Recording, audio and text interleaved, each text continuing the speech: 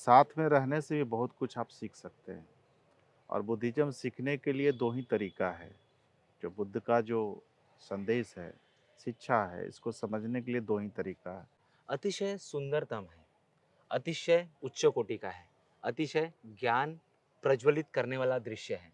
जब भारत अंतर्राष्ट्रीय त्रिपिटक चैंटिंग संघायान को मेजबानी कर रहा है, तो पूरी वसुंधरा एक जगह, एक छत के नीचे हमें दिख रही है, महाबोधि महाविहार के।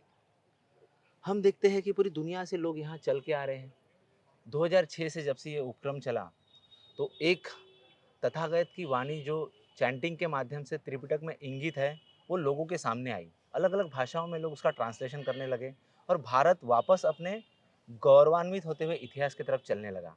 आज हमारे साथ इसी फ़हरिस्ते में आदरणीय भिक्खु मनोज जी हैं, जो यहाँ के मैनेजमेंट को अपने दृष्टिपटल से इसको कंट्रोल करते हैं। आपका स्वागत है। Thank you. हम देखते हैं भंते जी, एक काफ़ी सुंदर और अतिशय मनोरम दृश्य हमको दिखता है कि पूरी दुनिया एक जगह एक अम्ब्रेला के नीचे आ गई है। सबके संस्कृति अलग है, सबका कल्चर अलग है, सबकी भाषाएँ अलग हैं। ऐसा कौन-सा धागा है बुद्धिज़्म का, ऐसे कौन-सा धागा है भगवान बुद्ध का सूत्र का, जो पूरे के पूरे मानव जाति को एक जगह ला लेता है? सबसे पहले तो मैं महामानव इस दुनिया को कल्याण करने वाले तथागत बुद्ध को सबसे पहले नमन करता हूँ। उसके बाद इस धरती पर श्रीलंका से आए हुए अ, धर्मपाल जी, जो इस देश में अनागारिक धर्मपाल, जो कि आप जानते हाँ होंगे। जी, अनागरिक धम्मपद। हाँ, उन्होंने भी इस बुद्ध गया के लिए, भारत के लिए बहुत को काम किए। उसके बाद जो है हमारा बाबा साहब अम्बेडकर जी का बहुत योगदान है। खास करके भगवान बुद्ध के जो शिक्षा है, शिक्षा के साथ साथ यहाँ बुद्ध गया का जो महत्व है, इसके बारे में ये दोनों आदमी का बहुत बड़ा रोल है। और आपका क्वेश्चन है कि अभी जो त्रिपिटका चांटिंग चल रहा है, ये बड़ा ही सौभाग्य की बात है। सिर्फ बिहार नहीं, बुद्ध गया नहीं, पूरे भारत, पूरी दुनिया का। क्योंकि यही जगह है जहाँ पे गौतम सिद्धार्थ नेपाल से भटकते हुए इस बुद्ध गया नगरी में आए थे और उन्हें बोधिसत्व का ज्ञान की प्राप्ति हुई। और आज पूरे दुनिया में बुद्ध को करुणा मैत्री का जो करुणा मैत्री के रूप में जानते हैं। और आज जो आपका क्वेश्चन है कि यहाँ पे लोग क्यों जुड़े हैं, इतना लोग, तो जुड़ने का वजह यही है कि बुद्ध का जो संदेश था वो हम सभी प्राणियों के लिए था।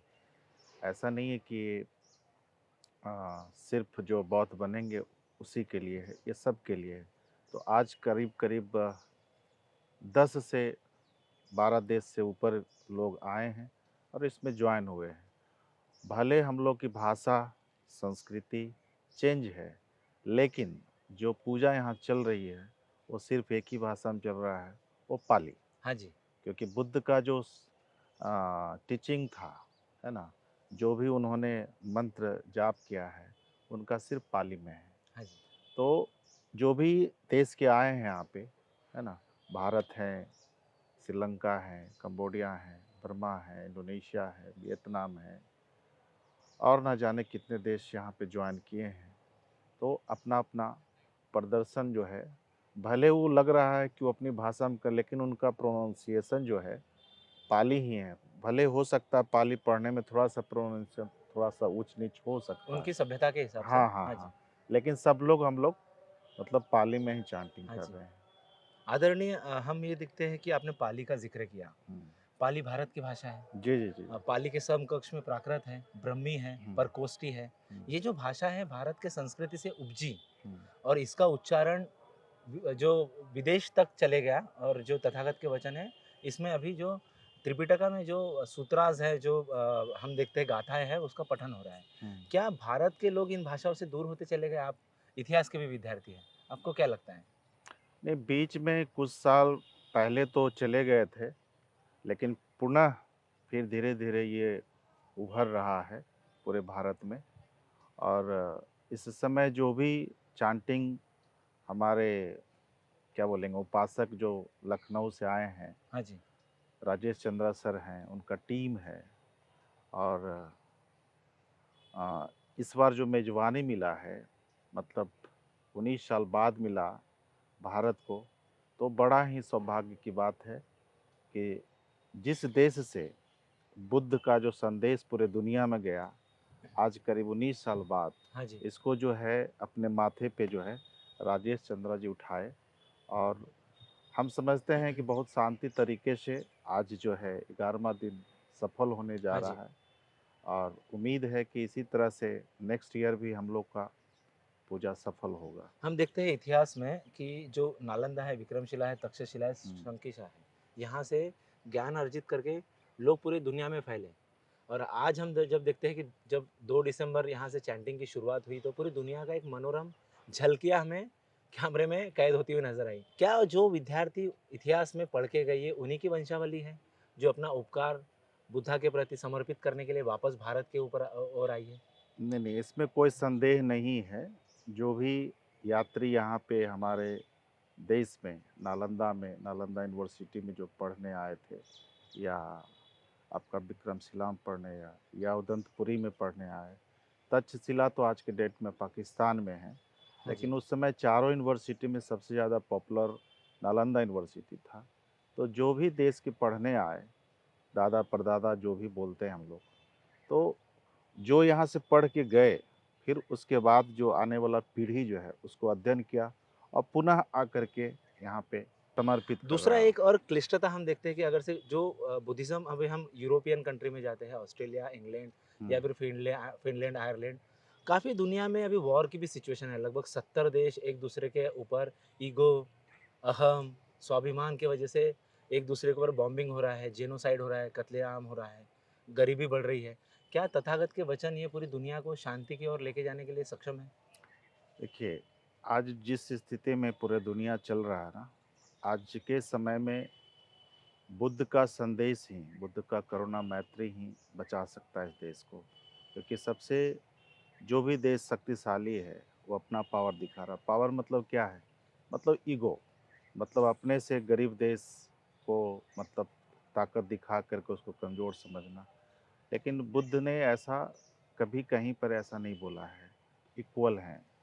तो सब, समानता की बात की हाँ, है। समानता की बात की है बुद्ध ने। तो अभी जो सिचुएशन चल रहा है पूरे दुनिया में, वो सिर्फ ईगो के कारण चल रहा है। जैसे ही ईगो नष्ट होगा, तो फिर खुशहाल ये दुनिया हो जाएगा। तो हम लोग नहीं बोलते हैं कि बुद्ध बुद्ध चाहिए, युद्ध से शांति नहीं हो सकता है। हाँ जी। उसका कोई निदान ही नहीं है, कभी नहीं निदान है। क्या प्रोसेस है भंते जी, अगर से बुद्धिज़्म को समझना है तो अथाह सागर है, त्रिपिटक है, अलग-अलग ग्रंथ है, अलग-अलग यानी संगीति के आधार पर रचने वाले ग्रंथ भी हैं। क्या प्रोसेस है बुद्धिज़्म को समझने के लिए, अगर से हमको समझना है बेसिक लेवल पर, शुरुआती दौर पे कैसे बुद्धिज़्म को समझें? किन किताबों का आधार लें? आप कुछ साझा करिए।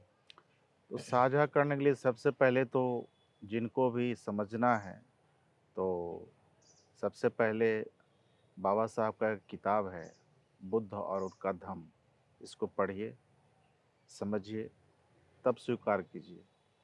बुद्धा की कुछ किताबें बुद्धिज़्म को, जो अगर से इतिहास में जो सच है उसको समझने के लिए कुछ किताबों का कुछ ज़िक्र कर पाएँ?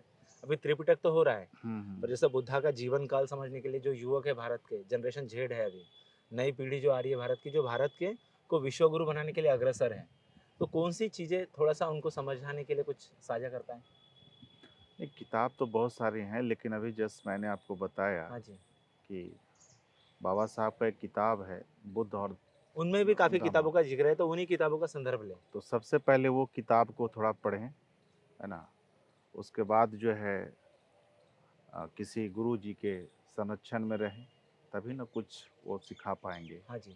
बुद्धिज़्म इतना ईज़ी नहीं है, कोई भी मतलब कहना बड़ा ईज़ी है, लेकिन उसको पा हाँ, पालन करना मुश्किल है। प्रोनाउंसिएशन में पाली के भी बड़े-बड़े जी, जी, शब्द जी, हैं, जी, तो जी। उसको इंग्लिश में ट्रांसलेट तो करके समझाया जब जा तक सकता आप गुरु जी के शरण है। में नहीं रहेंगे, अच्छे गुरु जी के शरण में रहेंगे रहेंगे तभी आप कुछ सीख पाएँगे।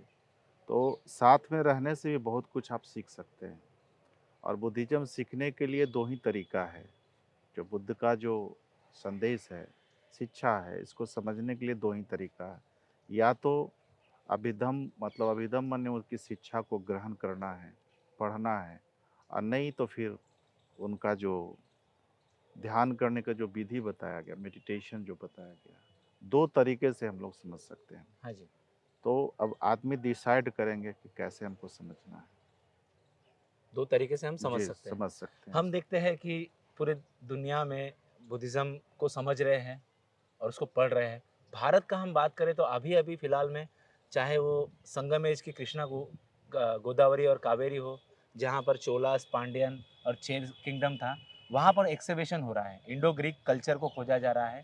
हेलेस्टिनिस्ट कल्चर जो भंते जी बता रहे हैं कि जो पाकिस्तान में जो यूनिवर्सिटी है, हेलेनिस्टिक कल्चर में बुद्धिज़्म को तलाशा जा रहा है। पूरी दुनिया में रिसर्च हो रहा है। बड़ी-बड़ी यूनिवर्सिटी में बुद्धा के मैसेज को समझने के लिए छोटी-छोटी लेवल पर बैठकें और संगीतियों का आयोजन हो रहा है। हम भंते जी से और भविष्य में भी बात करेंगे। भंते जी, आपने अपना कीमती वक़्त दिया हमें। आप जुड़े रहिए आवाज़ से।